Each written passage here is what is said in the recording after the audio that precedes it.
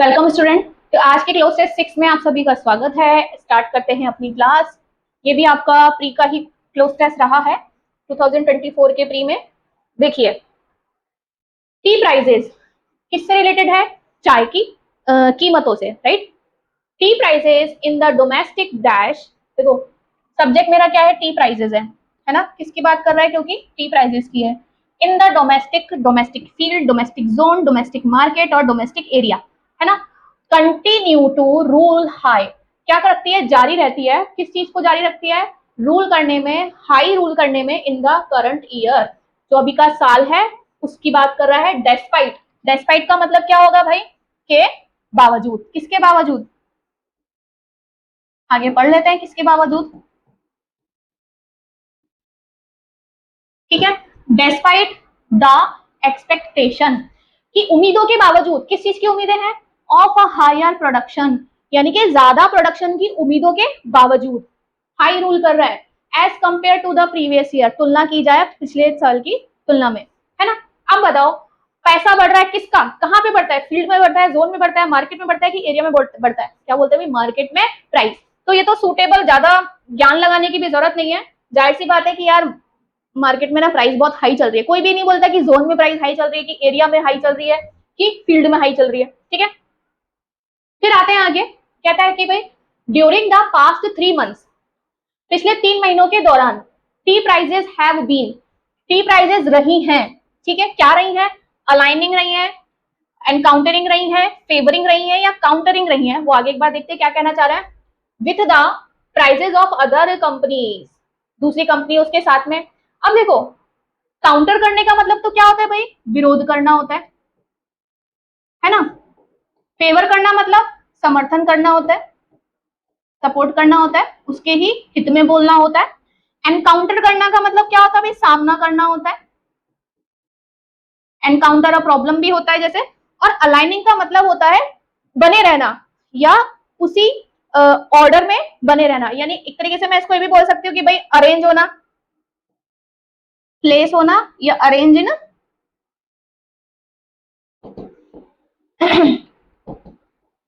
Straight line.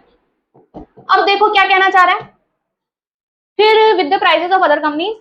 तो यानी कि कहना क्या चाह रहा है कि देखो, विरोध करना, प्राइजेस खुद तो विरोध करेंगी नहीं, है ना। 3 month the tea prices have been, खुद से विरोध करेगी नहीं करेगी, सपोर्ट करेगी नहीं करेगी, सामना करेगी नहीं करेगी, लेकिन क्या होगा? एक ही अवस्था में बनी तो रह सकती है, यानी कि कीमतें उसी दर पे बनी रह सकती हैं। इसलिए क्या आना चाहिए भाई? अलाइनिंग आना चाहिए। ये गया, ये गया, ये गया, क्या हुआ? अलाइनिंग। समझ जाना। देखो, काउंटर करेगा तो प्राइस विरोध नहीं कर सकती, प्राइस सपोर्ट नहीं कर सकती। सपोर्ट कर सकती है, बट अगर आगे कुछ ऐसा सेंस दिया होता कि भाई इसकी बढ़ती कीमतें उसके दुकानदारों को सपोर्ट कर रही है, ऐसा कुछ भाव आता तो अपन समझ सकते थे। वो भी नहीं है। एनकाउंटर करना मतलब सामना करना, तो वो कोई मुसीबत तो आ नहीं रही कि उसको सामना करने की बात आ गई। अलाइन करने का भाव ये हो गया कि भाई जैसे जो उसने हाई प्राइस बढ़ाई ना, वो अभी उसी के ऊपर दूसरी कंपनियों के साथ भी उसी रेंज में ही बनी हुई है। फिर देखो आगे क्या कहता है। अनलाइक, अनलाइक यानी कि उसकी तरह नहीं, उसके विपरीत में। Unlike last year tea prices have generally shown, कि टी प्राइजेस ने जनरली शो किया था dash when tea prices rose dramatically this, है ना। Year prices seem to have, चलो एक बार यहाँ कॉमा के पहले पहले देख लेते हैं, क्योंकि दिस ईयर के बाद में वो आगे की कहानी बताएगा। कह रहा है कि unlike last year tea prices have generally shown, यानी कि कहना क्या चाह रहा है कि पिछले साल तो उन्होंने प्राइजेस नहीं बढ़ाई थी, इसलिए कह रहा है कि unlike last year the tree prices have generally shown dash when prices rose dramatically. यहाँ पे रोज आया, राइस से बना है, राइज रोज से, है ना। तो बढ़ने का भाव है। अब चलो यहां से समझ लेते हैं कि इनेट का मतलब तो क्या होता है भाई? जन्मजात। तो कोई किसी व्यक्ति के गुणों की तो बात हो नहीं रही, तो जन्मजात तो यही हट जाएगा, है ना। रिडक्शन, रिडक्शन को मैं एक बार चूज भी कर लू कि ये ऐसे कह रहा है ना कि पिछली साल, लेकिन पिछली साल के उसने एग्जाम्पल नहीं दिया। उसने क्या बोला कि पिछले साल की तरह नहीं, है ना, अनलाइक लास्ट ईयर, है ना। तो देखो, रिडक्शन की भी बात नहीं आई, कमी की बात क्यों नहीं आई? क्योंकि उसने ऑलरेडी बढ़ने वाला वर्ड यहाँ पर मेंशन कर दिया है। अब आता है इनफ्लो।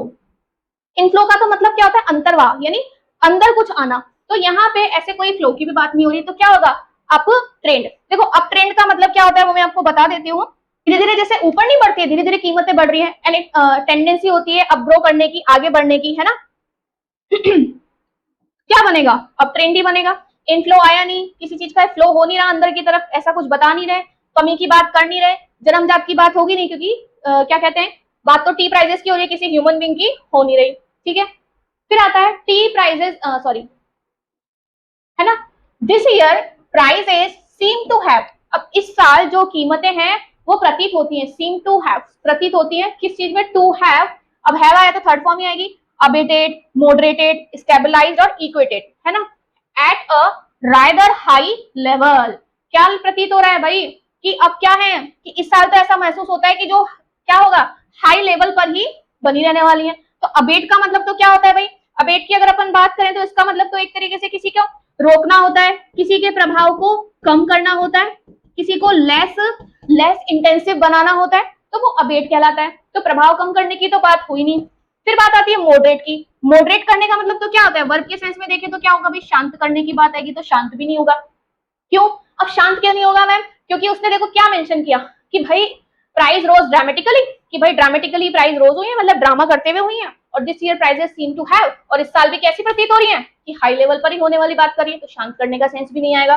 अब आता है स्टेबलाइज्ड और इक्वेटेड। इक्वेटेड का मतलब तो होता है कि किसी चीज को समान मानना, जैसे मैं बोलूं कि माई फादर, है ना, इक्वेट एजुकेशन विद मनी, तो वो क्या मानते हैं, एजुकेशन को पैसे के जैसा मानते हैं, तो इसका अर्थ होता है समान मानना। अब यहाँ पे समान मानने जैसी बात भी नहीं हो रही, और साथ ही साथ अगर मान लो इक्वेटेड की बात भी हो जाती तो हमें ऑब्जेक्ट चाहिए होता कि हम किसको किसके जैसा मान रहे हैं। तो स्टेबलाइज का मतलब क्या होता है भाई, स्थिर रहने वाला भाव होता है, स्टेबलाइज मतलब स्थिर रहना, तो किस पर स्थिर रहने वाली है भाई, जो हाई लेवल पे बनी हुई है ना प्राइस, ऐसा प्रतीत होता है कि इसकी कीमतें जो हैं, इसकी दरें जो हैं, वो तो हाई लेवल पर ही बने रहने वाली है, अर्थात घटने वाली नहीं है, ठीक है।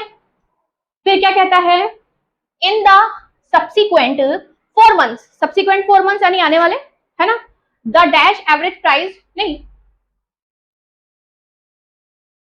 इन, देखो क्या कहते हैं, इन द सब्सिक्वेंट 4 मंथ्स, अब 4 मंथ्स में क्या हुआ, the dash average price showed a down trend, yearly, monthly, half yearly की वीकली। अब इसने बात क्या करी भाई, 4 मंथ की बात करी, है ना, बात यहाँ पे भी देखो मंथ से चली थी, और यहाँ पे तो इसने ईयर का कंप्लीट कर दिया था, फिर इसने कहा कि भाई ड्यूरिंग द पास्ट 3 मंथ्स, फिर इसने 3 मंथ्स की बात करी, राइट। तो बेसिकली यहाँ पे हमें बात क्या कर रहा है, यहाँ पे भी बात जिसकी चली वो किसकी चली, मंथ्स की चली, तो अपन ईयरली भी नहीं ले सकते, है ना, मंथली, हाफ ईयरली भी नहीं लेंगे और वीकली भी नहीं लेंगे, क्योंकि वो क्या कह रहा है, in the subsequent 4 months the monthly average price showed a down trend. लेकिन क्या हुआ कि भाई जो 4 महीने थे ना उसमें उन्होंने क्या दिखाया, एक देखो दोनों वर्ड आ गए, एक आया अप ट्रेंड और एक आया डाउन ट्रेंड।